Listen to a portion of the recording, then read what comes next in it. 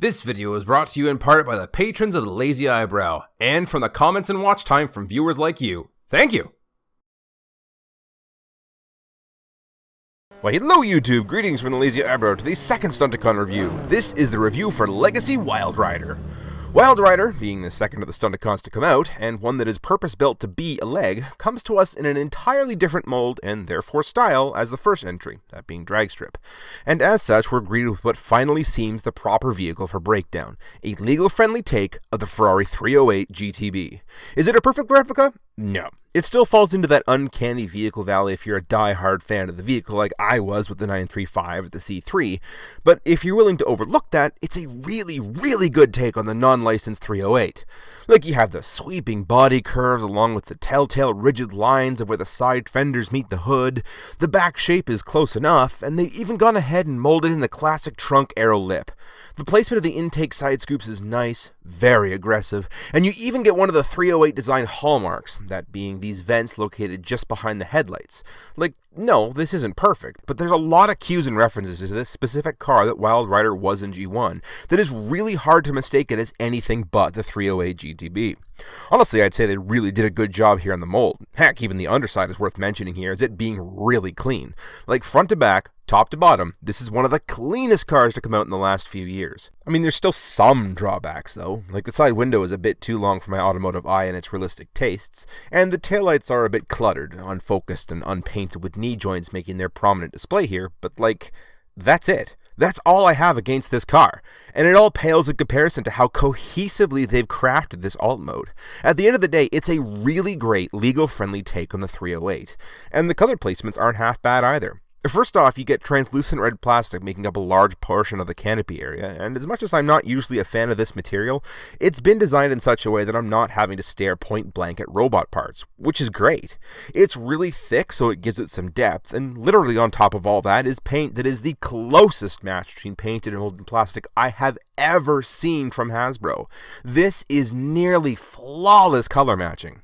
There's this blood red stripe running on the side of the car that wasn't present on the G1 toy, however it did make its appearance in the G1 cartoon, and has since been replicated as like this two-tone color scheme on both Masterpiece takes and in the Combiner Wars series. But to see it here as a stripe running down the side is a really interesting choice, and I quite like the decision. It's a different take and it looks really good.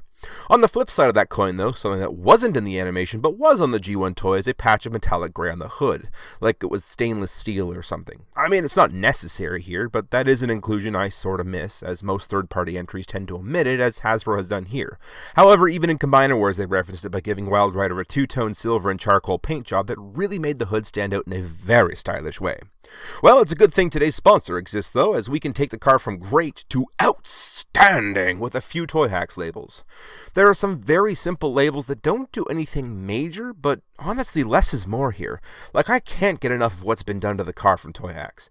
Like, first off, the obvious has been done in giving detail to the front of the car by way of fog lights and turn signals, details that I'm always in favor of, which includes the US compliant QV style side indicators, which is kind of funny to think of Wildrider even caring about that sort of thing, as well as grille detail in the front for the radiator. Speaking of the radiator though, they've also included labels to further highlight the louvers on the hood behind the headlights for the increase in airflow, which is nice to see them picked out like that. The Ferrari badge is here, which is another one of those details that I'm always down for, and most prominently displayed is the return of the silver hood square, which has been given this textured look to the graphic, but either way it looks really good as that two-tone color contrast that I feel makes Wildrider just shine. Translucent labels were provided to go over the red side stripe and add silver pinstriping to the red. In person, I like this way more than I thought I would. Like, for one, it makes the red stripe way more interesting than it already was to look at. It adds a racing number to the figure in an inconspicuous way to give Wildrider this racing motif without straying too far from source.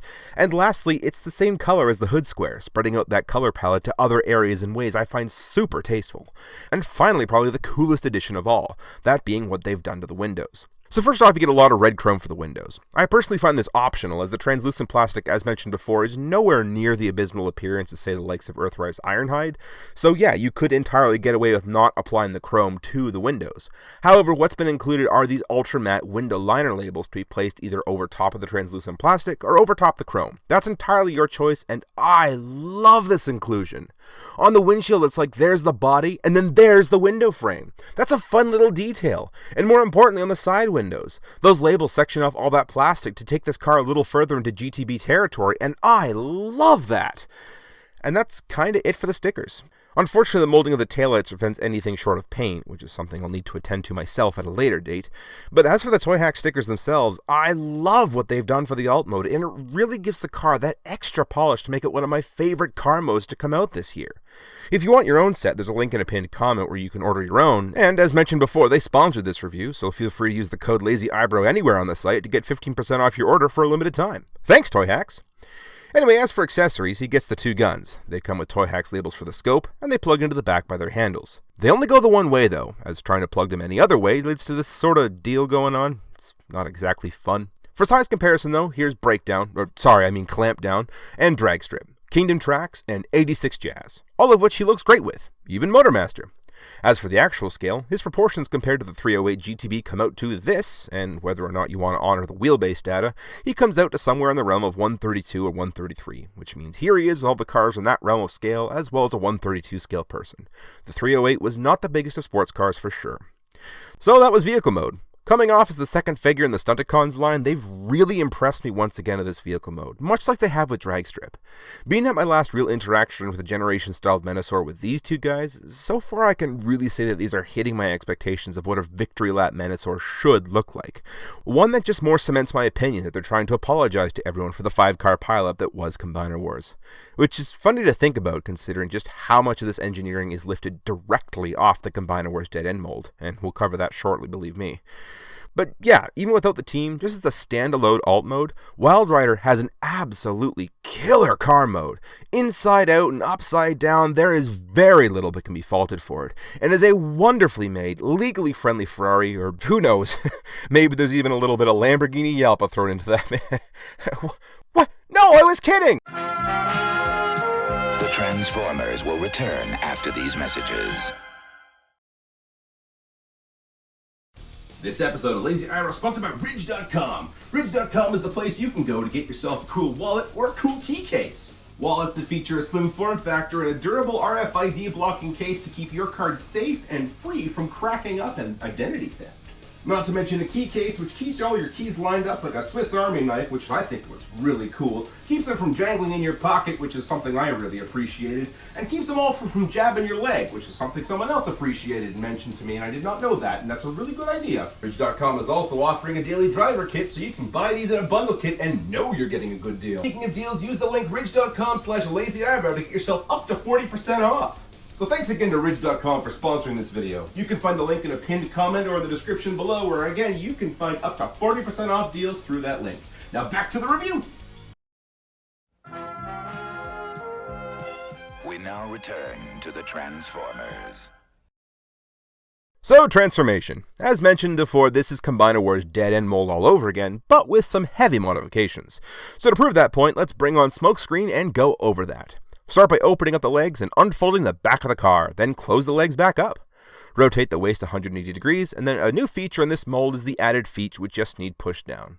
Windshield goes up and hood rotates to the back. New molding allows the hood to separate and splay out if that's your flavor preference. Arms come out and hands are on static ratchet joints. This confused me then, it confuses me now, but whatever. And finally, the chest piece comes forward and head folds out. And you're done. It's a very simple, yet effective transformation, which feels weird to say from my perspective, mainly because I've said before, countless times since 2015, just how little I care for the dead-end mold, and how obsessively Hasbro ran with it, like it was their crowning achievement, next to the Fireflight mold. But hey, here it is on Wildrider, and for some reason, for me at least, it just works. Heck, had they added a flip-out port in the chest and made the exhaust port 5mm compatible, I might even be recommending buying it on its own to replace your off-road and give some diversity to that set that isn't just dead-end repainted and sold exclusively for all of us to stress over. But alas, that's not what happened. Anyway, robot mode. I mean, I don't know, it's not at all terrible. There's a big chunk of car hanging off the back, but I've come to accept that sort of thing with combiners, and they've even given you a display option if that's your fancy. It's not mine, and I prefer to keep it all in one chunk, but hey, options are never a bad thing. And as for the vanilla colors, things are actually sort of alright. More red is popped onto the arms, and it all sort of just works aesthetically as a cohesive unit. As for what Toyhax adds, you get all these G1 toy-inspired chest detailings going up and down the arms. I like the silver has made its way under the waist plate, as well as additional red into the crotch plate, and the legs are where it all seems to be going on. What was once just a vast landscape of uniform grey has been given silver detailing on the shins especially, but the red on the knees as well as the other toy-inspired decals are well appreciated too. Feel free to mix and match and include what you want on your figure and make a thing your own. Heck, why don't we just make every copy of Wildrider a personalized one? Again, use code LAZYEYEBROW to get 15% off the entire Toyhax.com website. But yeah, as for the mold itself, it's got some highlights, it's got some low points. Like, I really do appreciate the proportions of the robot, a lot more so than I did for the Combiner take of the mold, in which the 2015 take had these absolutely massive lower legs, skinny thighs, and even skinnier torso, but a return to the chonkiest of arms. All of that does happen to some extent here in Wildrider, but I feel it happens in a more reasonable, more balanced way, and I quite appreciate that. The lower legs, while considerably bigger than the thighs, are not more of an issue than, say, on the likes of Lamborghini mold or on Jazz. I don't know, I think it looks pretty good here, actually. The one thing I do wish was carried over from back then are the way the shoulders are situated. As is, it feels really narrow on the upper chest, and well, no, I'm not saying he needs to look like Dr. Livesey compared to the other robots from earlier lines. The narrow shoulders just have him coming across as weak in stature. Having these come out a little bit probably would have been to this figure's benefit. The head sculpt is really nice, though for some reason they painted the eyes this purpley color, despite the fact that they designed in light piping with translucent red from the windows that they used, so I don't know why that's not being used to its full extent. And another minor grievance I have here is there's not really anywhere for the neck plate to lock in. Like, you take that neck plate and rest it on 0.2 square millimeters of area, which means that if you're not firmly pressing in the chest when you go to move the head, you're more likely to cave in the neck, which is a bit annoying. All the minor grievances aside, though, I think it's a really nice use of a 7-year-old mold that somehow manages to address a lot of what I personally had wrong with it in the first place. As for other accessories, you get the guns as mentioned earlier. They look alright with Wildrider, and you get 2 of them, so dual wielding is definitely an option. Unfortunately, they're not blast effect compatible, which is just the stupidest thing ever. Not because it's not compatible, no, that's fine in a way, but it's because they literally included a 3mm extrusion at the end of the barrel, but didn't bother making it just slightly longer for use with effects that are still coming out with current figures. Articulation features a head spin, but go too long with that and you're bound to find the unnatural cave-in for looking up. Arms feature about 200 degrees of rotation at the shoulder, outward movement, bicep swivel, and 100 degrees of elbow, ratcheted wrist to side curl, the most intense of weights, full waist rotation, full outward split with complete ankle rotation, which is très bien, and forward ankle movement as well, coupled with hips that go forward and backward, and semi-proportional shin to thigh ratio with 90-degree knees. And you get some thigh rotation in there to boot. Almost the articulation here is just above average, and I quite appreciate that. For size comparison, here's Fans Project T-Bone, Legacy Drag Strip, Earthrise Smokescreen, Velocitron Brake Clamp, Commander Class Motormaster, Leader Class Optimus, Voyager Class Megatron, and Deluxe Class Hoist. As for actual scale, here's the 132-man and all the robots in that size class.